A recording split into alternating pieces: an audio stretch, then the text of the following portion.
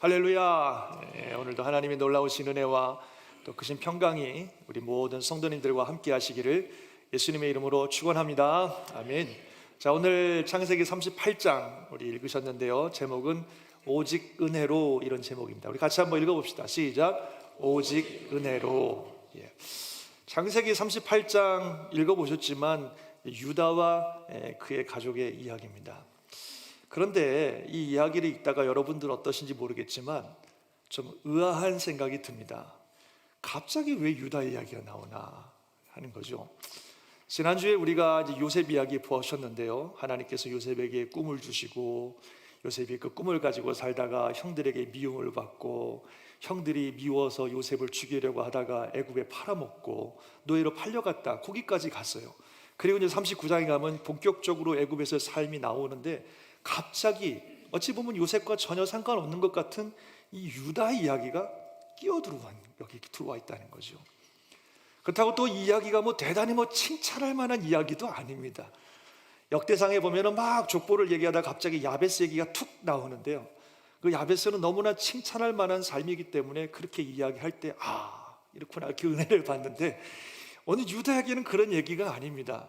수치스럽고 어찌 보면 좀 감추고 싶은 그런 이야기가 오늘 본문의 이야기인데 왜 갑자기 이 이야기를 이렇게 자세하게 여기서 하고 있나, 이런 생각이 듭니다. 성경이 실수로 이야기가 들어와 있는 것도 아니고 뭔가 이 이야기를 여기서 하고 있는 이유가 있을 텐데 오늘 그것을 한번 생각해 보면서 우리가 또 큰 은혜의 시간을 갖기를 원합니다. 여러분 다 읽으셨겠지만 간단하게 이야기를 정리해 보면 이렇습니다. 야곱의 넷째 아들 유다가 있는데 유다가 그 가나안의 여인과 결혼을 했습니다. 그래서 이제 아들 셋을 두게 되는데 첫째 아들은 엘, 둘째 아들은 오난, 셋째 아들은 셀라, 이렇게 세 아들을 두었습니다. 첫째 아들 엘을 위해서 며느리를 구했는데 그 여인이 바로 다말이라고 하는 가나안 여인입니다. 두 사람이 이제 결혼을 했는데 무슨 짓을 했는지 모르지만 이 엘이 하나님 보시기에 악함으로 말미암아 하나님이 그를 죽였다고 말씀하고 있습니다. 그러자 아버지 야곱이 둘째 동생인 오난에게 형수에게 들어가라, 그렇게 얘기합니다. 우리가 볼 땐 좀 어색한, 좀 이해가 안 되는 관습이지만 당시에는 우리 옛날 사극 같은 데 보시면 알겠지만 아주 이 종족 씨를 보존하고 가정의 대를 잇는 게 너무너무 중요했기 때문에 형이 아이가 없이, 특별히 아들이 없이 죽게 되면 그 동생이 형수와 잠자리를 같이 해서 아이를 임신하게 해주고, 그래서 그 아이가 형의 이름과 형의 재산을 이렇게 유업으로 받게 하는 그런 어떤 관습들이 있습니다. 그래서 유다가 동생 오난에게 형수에게 들어가서 형의 대를 잇게 해주라고 하는 거죠. 오난이 형의 재산에 탐이 났는지 아니면 기분이 나빴는지 아버지 말 따라 형수에게 들어가긴 했습니다만 임신 못하도록 해버렸죠. 근데 그것이 하나님 보시기에 악해서 오난도 하나님이 치셔서 오난도 죽었습니다. 이렇게 되니까 이제 유다가 셀라 남았는데, 삼형제 중에 셀라가 남았는데 이러다가 셀라까지 죽겠다, 이런 생각이 들었는지 다말에게 친정집 가서 수절하고 있어라, 이 셀라가 잘 장성하면 그때 줄 테니까. 그러나 속마음은 안 줄 생각이었죠. 괜히 이 마지막 아들까지 죽이면 안 되니까. 시간이 지났습니다. 근데 시아버지가 셀라가 장성했음에도 불구하고 며느리를 부르지 않는 거죠. 그러니까 다말이 술을 썼습니다. 그 아버지께서 어느 동네로 가신다는 말을 듣고 옷을 벗고 창녀의 옷을 입고 길거리에서 시아버지를 기다리다가 시아버지가 지나가니까 유혹을 했겠죠. 근데 시아버지가 창녀인 줄 알고 며느리인지도 모르고 잠자리를 같이 하는 겁니다. 당장 돈이 없으니까 나중에 돈을 줄게 그랬더니 그 며느리가 당신이 나중에 돈 줄 줄 내가 어떻게 알겠습니까? 증표를 주세요. 그랬더니 이제 소지품을 몇 개 주고 그리고 잠자리를 같이 했습니다. 그래서 이제 며느리가 임신을 했습니다. 얼마 안 있다가 며느리가 임신했다는 소식을 시아버지가 듣고 막 화가 나가지고 당장 그 여인을 데려다가 그냥 불살라버리라고 막 대너를 하게 되는데, 그 여인이 끌려가다가 바로 그 소지품을 꺼내 보이면서 내가 이 사람 때문에 임신한 겁니다. 누구 건지 확인해 주세요. 시아버지 거죠. 아버지가 할 말이 없어서 아무것도 하지 못하고 그렇게 해서 아이를 낳아서 두 아이가 낳는데 베레스와 세라, 또는 세라와 베레스라고 하는 아이를 낳았다고 하는 이야기입니다. 무슨 막장 드라마도 아니고 진짜 이게 뭡니까 이게. 아무리 봐도 선한 것을 찾아볼 수가 없어요. 강해 설교를 하다 보면 본문의 내용들을 보면서 그 중에서 아주 귀한 교훈들을 찾아갖고 여러분에게 전달해 드리는 건데, 오늘 이 이야기는 아무리 찾아봐도 선한 걸 찾아볼 수가 없습니다. 뭐 유다가 가나안 여인과 결혼했다는 것이나, 또는 뭐 첫째 아들이 하나님 앞에 악을 지어서 죽었다는 것이나, 뭐 둘째 아들이 자기 의무를 다하지 않아서 죽었다는 얘기나, 또 다말이 임신을 하려고 시아버지를 속여갖고 그렇게 임신을 했다는 것이나, 또 시아버지 유다가 그냥 육체 욕망에 빠져서 장녀가 자기 며느리인지도 모르고 관계를 해갖고 이랬다는 얘기나, 뭐 하나 선한 것이 하나도 없어요. 도대체 이 이야기를 왜 여기서 하고 있는지 참 모르겠다 싶은 겁니다. 더군다나 이 이야기는 유다 지파의 이야기예요. 유다 가문의 이야기입니다. 유다 지파, 유다 가문은 성경에서 아주 중요하게 다루고 있는 지파입니다. 앞으로 나오겠지만 요셉의 사건을 통해서 유다는 아주 중요한 역할을 하게 되고요, 나중에 야곱은 죽을 때 이 유다가, 그 지파가 이스라엘의 지도자가 될 것이라고 예언을 했습니다. 그리고 나중에 이들이 출애굽할 때 유다 지파는 12지파 중에 지도자와 같은 역할을 하면서 맨 앞장서서 나갔던 지파예요. 그리고 그 유다 지파에서 누가 나왔어요? 다윗 왕이 나왔어요.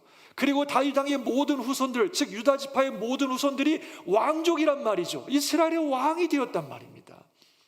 나중에 이 유다 지파는 북이스라엘과 남유다로 나누긴 하지만 이스라엘 전체를 대표하는 지파요, 이스라엘 전체를 대표하는 명칭이 되어버렸습니다.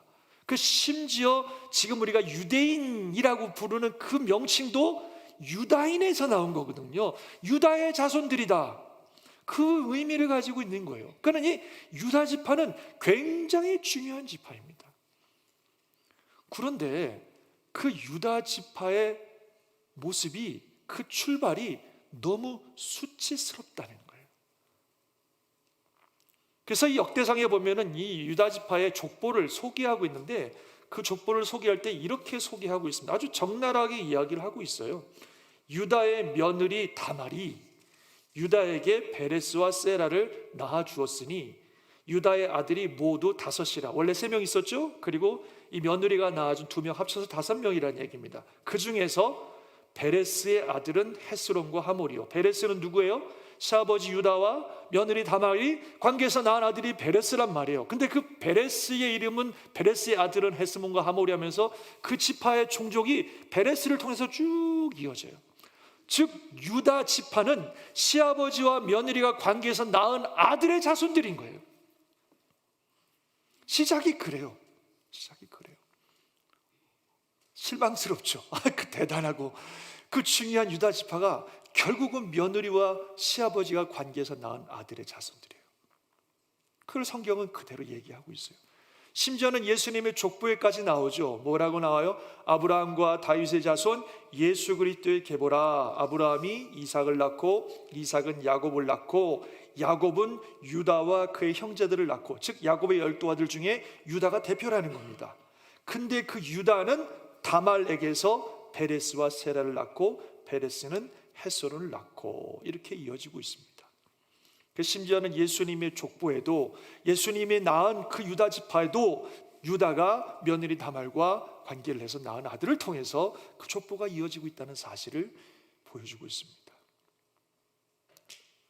성경은 이 부분에 대해서 왜 이렇게 적나라하게, 참 수치스럽고 어찌 보면 가리고 싶은 얘기인데 왜 이렇게 적나라하게 자세하게 이 이야기를 하고 있을까요?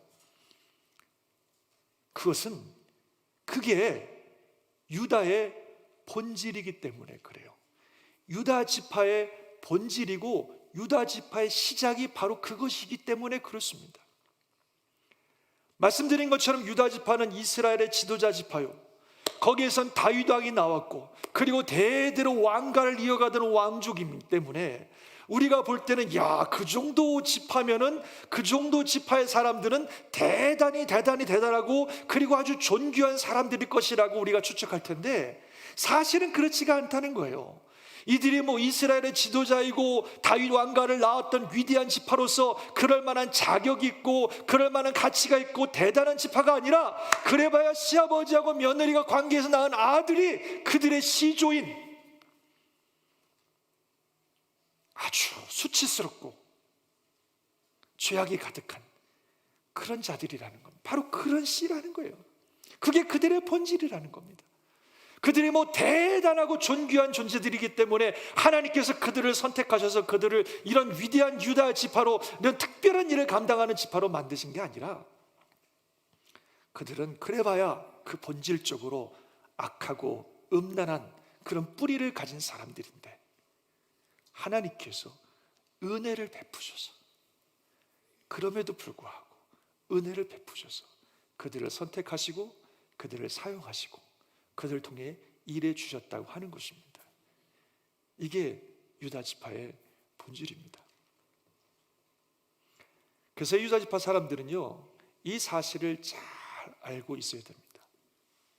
자기네들이 뭐 대단해서 하나님이 자신들을 사용하시고 하나님이 자신들을 통해 일하신 게 아니라, 자신들은 본질적으로 음란한 자들이지만, 자격이 없는 자들이지만 하나님이 자신들을 사랑하셔서 이런 큰 은혜를 주셨다는 사실을 알고 기억하고 겸손히 주님을 따라가야 되는 것입니다.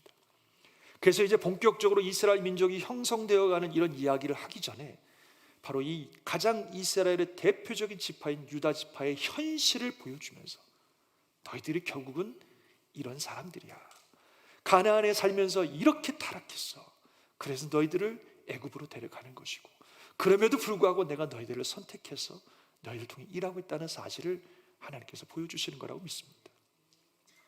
그걸 기억해야 되는 거예요. 만약에 그걸 기억하지 않고 뭐 자기네들이 뭐 대단한 사람인 것처럼, 그래서 하나님의 축복을 받았고 하나님의 사랑을 받았고 뭔가 굉장한 일을 한 것처럼 착각하면요, 모든 은혜는 다 날아가 버립니다. 신약에 보면 아주 흥미로운 사건이 하나 있습니다. 어느 날 예수님께서요, 정말 많은 기적들을 베푸시고 또 놀라운 말씀들을 하시니까, 많은 유대인들이, 그 유다의 자손들인 많은 유대인들이 예수님을 믿었습니다. 그때는 예수님께서 자신을 믿은 유대인들에게 이렇게 말씀을 하십니다. 그러므로 예수께서 자기를 믿은 유대인들에게 이르시되, 너희가 내 말에 거하면 참으로 내 제자가 되고 진리를 알지니 진리가 너희를 자유롭게 하리라, 이렇게 말씀하셨어요. 그때는 이 말을 들은 유대인들이 발끈하는 거예요. 아니 뭐 우리가 남의 종이 된 적 없는데 뭐 당신이 우리를 자유케 한다 그럽니까? 발끈하는 거예요. 그때 예수님 뭐라고 말씀하시냐면은, 진실로 진실로 너에게 이르노니 죄를 범하는 자마다 죄의 종이라, 이렇게 말씀하셨어요. 그때 이 사람들이 하는 말이, 우리가 아브라함의 자손이고 남의 종이 된 적이 없는데 무슨 그런 말씀을 하십니까? 막 그러면서 예수님을 거부하는 거예요. 그 예수님 말씀하시기를, 너희들이 아브라함의 자손이라고 말하지만 너희들이 진짜 아브라함의 자손이면 내가 하는 이 말을 들었을 거야. 너희 조상이라고 생각하는 아브라함은 그렇게 하지 않았어. 그런데 너희들이 지금 이렇게 발끈하는 것은 너희들은 죄의 종이기 때문에 그래. 너희들은 너희 아비 사탄을 따르는 존재이기 때문에 그래. 막 말씀하셨어요. 이건 뭐냐면 그들의 존재가 무엇인지, 그들의 본질이 누구인지를 예수님께서 말씀하시는 거예요. 그러자 그들이 하는 말이, 우리가 음란한 데서 나지 아니하였고 우리 아버지는 한 분뿐이시니 곧 하나님이 우리 아버지십니다, 이러는 거죠. 우리는 말이야 하나님이 우리 아버지고 우리는 음란한 사람들이 아닌데 왜 우리를 죄의 종이라고 말합니까? 왜 우리를 사탄의 지배를 받았다고 말합니까? 막 그러면서요, 예수님에게 반항하고, 나중에 결과적으로 어떻게 했는지 아세요? 이들이 돌을 들어서 예수님 치려고 그랬어요. 예수님 믿었다 그러더니 예수님께서 저들의 본질들을 드러내시자 거부해버리고, 우리가 누군지 압니까 말이야. 우리가 아브라함의 자손이고 우리가 하나님의 자손이고 우리가 거룩한 존재들인데 우리가 어떤 민족인데 우리한테 함부로 그런 얘기를 하십니까? 하면서 다 거부해버렸어요. 그 예수님을 도로 들어 치려고 했다는 것이죠. 근데 그들이 음란한 데서 나지 않았어요? 오늘 이 말씀하고 비교해보면 그들의 뿌리가 음란해요. 시아버지와 며느리가 관계에서 낳은 아들, 그 아들의 자손이란 말이에요. 그 뿌리가 음란이에요. 그래서 그들의 존재의 본질들을 주님께서 드러내시면서 그들이 주 앞에 나오기를 원하시는 주님의 말씀인 것입니다. 그 이들이 그것을 거부해버렸어요. 그 예수님을 돌로 치려고 하는 그런 모습까지 나아갔다는 것입니다. 정말 자신들의 본질이 무엇인지를 알고, 그리고 정말 자신들은 자격 없는 자들이지만 하나님께서 은혜를 베푸셔서 이런 복을 누렸다는 사실을 기억해야 됩니다. 오히려 이들은 자기들의 어떤 자부심과 자랑과 긍지에 가득해서 그런 자신들의 본질들을 드러내는 주님을 멸시하고 미워하고 결국 죽이려고 하는 이런 모습을 가져옵니다. 이런 교만, 자기 자부심, 이런 것들이 주께로부터 오는 은혜를 막는 결정적인 장애입니다. 그래서 야고보서의 말씀 보면 이런 말씀이 있어요. 한번 같이 읽어볼까요? 시작. 그러나 더욱 큰 은혜를 주시나니 그러므로 일렀을 때 하나님이 교만한 자는 물리치시고 겸손한 자에게 은혜를 주신다 하였느니라. 아멘. 자, 그러면 우리는 어떻습니까? 우리는 본질적으로 다릅니까? 성경은 우리가 본질적으로 악하다고 말합니다. 하나님의 놀라운 사랑과 축복을 받을 만한 자격이 없는 본질적으로 악한 존재라고 말합니다. 인간이 본질적으로 어떤 존재인지를 정말로 적나라하게 잘 다각도로 설명하고 있는 로마서에서는 여러 가지 모습으로 인간의 모습을 설명하고 결론적으로 이렇게 얘기합니다. 그러면 어떠하냐? 우리는 나으냐? 결코 그렇지 않다. 유대인이나 헬라인이나 다 죄 아래 있다고 우리가 이미 선언하였느니라. 기록된 바 의인은 없나니 하나도 없으며 깨닫는 자도 없고 하나님을 찾는 자도 없고 다 치우쳐 함께 무익하게 되고 선을 행하는 자는 없나니 하나도 없도다. 그들의 목구멍은 열린 무덤이요 그들의 혀로는 속임을 일삼으며 그 입술에는 독사의 독이 있고 그 입에는 저주와 악독이 가득하고 그 발은 피 흘리는데 빠른지라. 파멸과 고생이 그 길에 있어 평강의 길을 알지 못하였고 그들의 눈앞에 하나님을 두려움이 없느니라 함과 같으니라. 이게 성경에서 말씀하고 있는 우리들의 본질입니다. 어떻게 생각하십니까? 저는 그 정도는 아닌 것 같은데요. 그렇게 생각하십니까? 지난주에 우리가 나는 구원자가 필요하다는 사실을 인정하고 믿을 때 신앙생활이 시작된다고 말씀드렸습니다. 왜냐하면 나는 능력이 없기 때문에 이 땅을 살아가면서 나를 멸망시키려고 달려드는 사탄을 대적할 능력이 없고 이 땅을 살며 살아낼 수 있는 방법이 없고 그리고 죽은 후의 심판을 견뎌낼 능력이 없기 때문에 그런 나를 구원할 구원자가 필요하다는 사실을 내가 인정하고 믿을 때 그때 신앙생활이 시작되고 구원자 되신 하나님을 만나게 된다고 말씀드렸습니다. 오늘 내용을 통해서 주시는 또 하나의 진리는 우리에게는 은혜가 필요하다는 사실입니다. 왜냐하면 자격이 없기 때문에 그렇습니다. 나는 죄인이고 멸망할 자이고 하나님의 놀라운 사랑과 축복을 받을 만한 자격이 없기 때문에 나에게는 하나님의 은혜가 필요하다. 이것을 우리가 믿어야 됩니다. 따라해 보시면 좋겠습니다. 나는 구원자가 필요하다. 왜냐하면 능력이 없기 때문에. 나는 은혜가 필요하다. 왜냐하면 자격이 없기 때문에. 이 사실을 믿어야 돼요. 나는 나를 구원할 능력이 없기 때문에 나에게 구원자가 필요하고 나는 아무런 자격이 없는 자이기 때문에 은혜가 필요하다는 사실을 믿어야 됩니다. 그래야 구원자 되신 주님을 만나고 그 주님의 은혜 안에서 우리가 구원을 받고 생명을 얻고 하나님의 놀라운 사랑과 축복을 받는 것입니다. 이것은 단지 처음 신앙생활을 시작할 때뿐만 아니라 참 우리가 이 세상을 살아가는 평생 동안 기억해야 될 진리예요. 정말 나는 능력이 없기 때문에 주님의 구원이 필요하고 나는 정말 자격이 안 되기 때문에 주님의 은혜가 필요하다는 사실을 늘 믿고 그 주님을 붙들고 살아가야 그 은혜 안에서 우리가 신앙생활을 할 수 있다는 것입니다. 예수님 당시에 많은 사람들, 특별히 바리새인이나 종교 지도자들 같은 사람들 말이에요. 자기들은 사회적으로 볼 때 꽤 괜찮은 사람이고 그래도 이 정도면 됐다라고 생각하는 사람들이었습니다. 그래서 우리는 능력이 있다, 우리는 자격이 있다, 나는 괜찮은 사람이다, 얼마든지 내 인생 내가 핸들할 수 있고 나는 하나님의 복을 받을 만한 자격이 있다라고 생각했단 말이죠. 그 예수님이 그들에게 너희들의 본질은 그게 아니야, 너희들은 사탄의 종이야, 그 본질들을 드러내셨을 때에 그들은 그분을 거부하고 말이죠, 말씀을 거부하고 예수님을 미워하고 죽이려고 했다고 했습니다. 그런데 그 당시에 정말 자기가 자격 없는 죄인이라는 것을 너무나 잘 아는 사람들, 정말 나는 진짜 주님의 복을 받을 만한 자격이 없다는 사실을 진짜 분명히 알고 있는 사람들은 한결같이 주 앞에 나아가서 그 은혜를 구했다는 말이에요. 그러면 우리 예수님께서는 단 한 명도 외면하지 않으시고 그들에게 은혜를 주셔서 그들을 구원해 주셨습니다.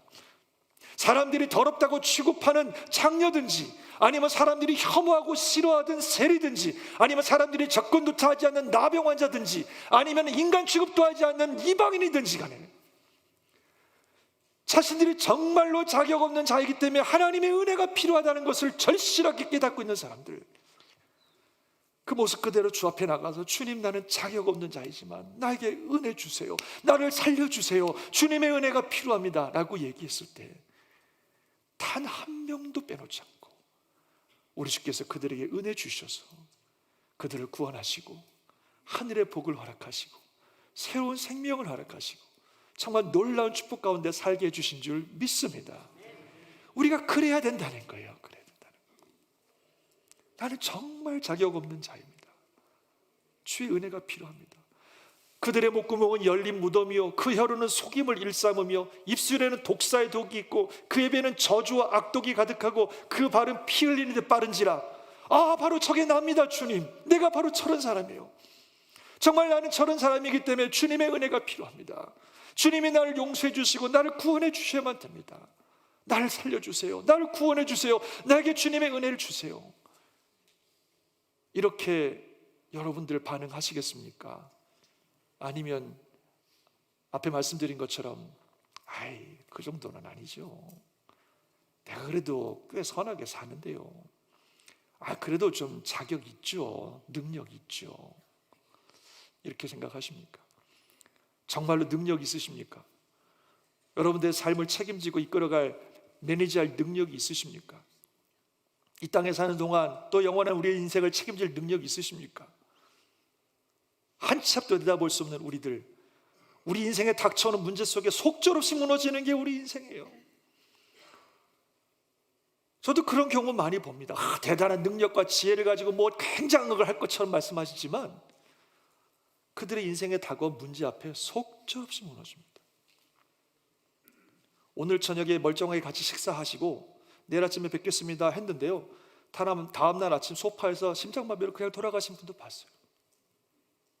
젊은 분이. 우리는 우리 인생을 감당할 수 있는 능력이 없어요. 우리를 지켜주고 보호해주고 인도해줄 구원자가 필요합니다. 우리는 자격 없습니다. 죄인이고 멸망할 인간들이에요. 하나님의 거룩하신 하나님의 자녀가 될 자격이 전혀 없는 사람들입니다. 하나님의 은혜가 필요합니다. 그래서 그 은혜를 우리가 붙들고 나갈 때에 하나님 은혜 주시는 겁니다. 의인은 없나니 하나도 없으며 모든 사람이 죄를 범하였음에 하나님의 영광에 이르지 못하더라. 그것이 우리의 현실입니다. 그런 우리들이 구원받고 은혜 받을 수 있는, 구원받고 축복받을 수 있는 유일한 길은 하나님께서 그냥 무조건적으로 묻지 마시고 무조건적으로 은혜 주시는 것밖에 없어요. 우리가 뭘 했든 어떤 존재든 상관하지 않으시고 그냥 하나님께서 우리에게 무조건 은혜 주시는 것밖에는 방법이 없어요. 그런데 하나님은 그런 분이십니다.